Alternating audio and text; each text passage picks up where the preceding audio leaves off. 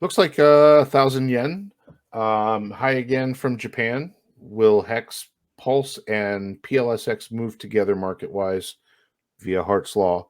If so, is there any reason to use Hex copies on PulseChain to ratio trade for PLS or PLSX? Wrecked. Good question, Charles. Johnny Chaos has been talking about this extensively. So it's something that a lot of people aren't thinking about.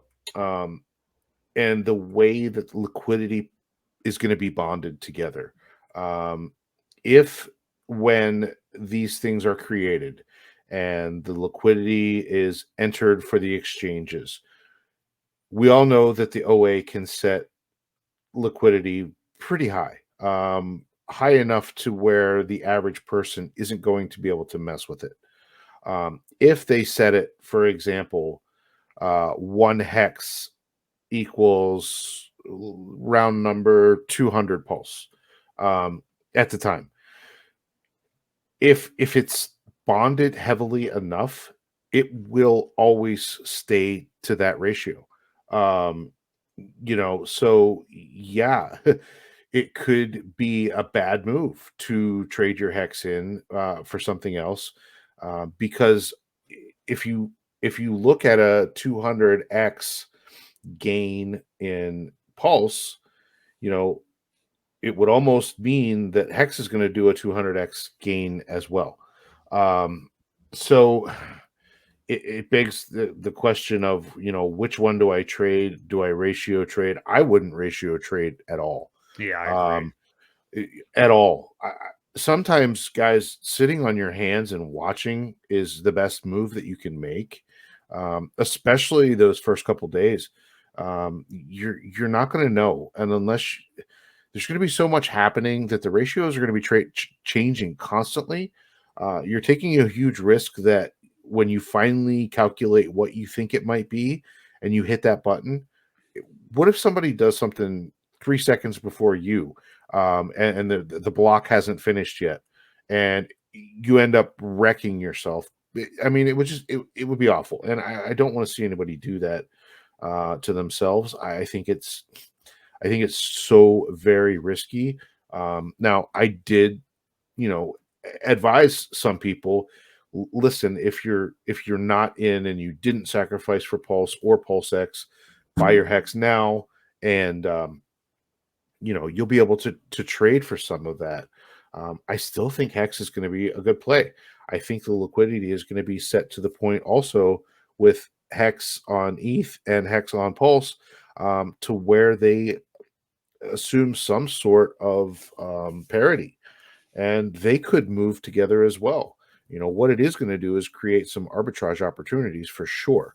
So, um, yeah, man, I would not play with the ratio trading at all. Just my advice: do what you want; it's your money. But I think there's going to be more people that come out badly than make good financial choices and decisions by trying to ratio trade. I just don't think it's a smart play.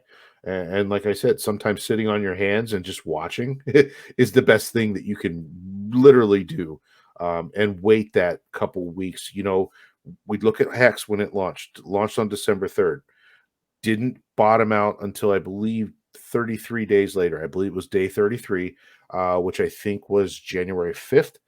Um, it made the bottom, and then it proceeded to go up forever until it hit the top. So Right. 33 days, we have that to kind of base what happened on. And I wouldn't get excited to do anything in the first couple of days. There's going to be people that are upset that it took this long and they're going to want to get out. And who's to say you don't ratio trade into something and then they dump and the price goes down? So, you know, keep an eye on the price. Once the bridges come into play and we get a price and you can kind of see, well, is the floor above or below the sacrifice amount? I don't see it getting too far below, but it could really dip below the sacrifice amount even. And if that happens, there's going to be people jumping on those prices because obviously if they sacrificed and got a good deal. I mean, just remember those coins were a lot more than what they're worth now.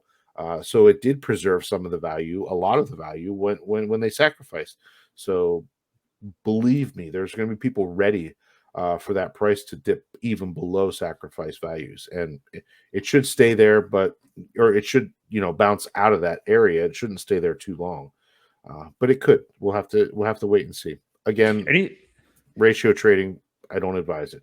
Easier said than done too, right? I mean, like, yeah, it's psychologically, it will be difficult. I mean, like, those first couple of days, there'll be so much action, so many things going on, and you're going to feel like you want to get a position. Especially, I saw you had, I think, sacked for PulseX, Charles. But for people who haven't sacked for either, it's going to be very difficult to sit on your hands and not do anything about it. You're going to want to get a position in there basically. But yeah, it's tough to wait it out. But I mean, time after time, not even just with Hex, but any of these crypto airdrops. I mean, apples and oranges, but still, it's still crypto. We just talked about Blur a few minutes ago and this thing going on with it right now. All these people got this airdrop. It was $5. Now it's under $1 right now. Yeah. So, and the Hexicans have kicked ass with airdrops, guy. Hey, all the stuff we've gotten for free. It's hard to get rid of one coin for another because you're going to want a position in all of them. Just how much? Wait a little while. Let it kind of even itself out. Let it find that bottom. You're not gonna miss out by trying to do stuff before the bridge comes into play. And Grounded in Hex, thank you. We appreciate it. Smash the like and subscribe to both of our channels if you would. If you're subscribed to one and not the other, we both appreciate it. We do broadcast this on both of our streams, so we appreciate you coming in and watching. Yeah, very much so. Thanks, Grounded in Hex and Charles and everybody else for stopping in here tonight. Hope everybody had a good time.